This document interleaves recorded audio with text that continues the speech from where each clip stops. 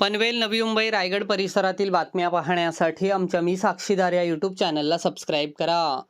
सरकारी बँकेत नोकरीला लावतो असे सांगून दोघांनी 31,17,000 रुपये घेऊन फसवणूक केल्याप्रकरणी वसई येथील गटविकास अधिकारी BDO यांना पनवेल शहर पोलिसांनी 15 ऑगस्ट रोजी अटक केली।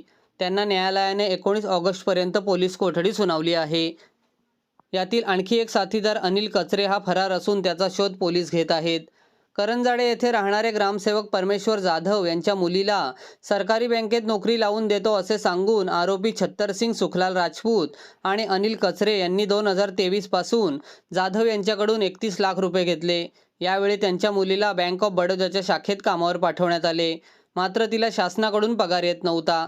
खाजगी पगार येत असल्याने याची विचारणा जाधव यांनी राजपूत यांच्याकडे केली। तसेच तिला बँक ऑफ बडोदाचे बनावट अपॉइंटमेंट लेटर देखील देण्यात आले होते। याबाबत परमेश्वर जाधव यांनी राजपूत यांच्याकडे शासकीय नोकरी लावण्यासाठी घेतलेल्या पैशांची विचारणा केली। यावेळी राजपूत यांनी टाळटाळ केली। त्यांच्याशी संपर्क साधला असता संपर्क देखील होत नव्हता। फसवणूक झाल्याचे जाधव यांच्या लक्षात आले। त्यांनी पनवेल शहर पोलीस ठाण्यात तक्रार दाखल केली। गुन्हा दाखल झाल्यानंतर पनवेल शहर पोलीस ठाण्याचे पोलीस उपनिरीक्षक संजय अस्पतवार, पोलीस हवालदार उमेश पाटील, पोलीस नायक प्रमोद साबळे यांनी 15 ऑगस्ट रोजी आरोपी छत्तरसिंग राजपूत यांना वसई येथून ताब्यात घेऊन अटक केली। या प्रकरणी पुढील तपास सुरू आहे।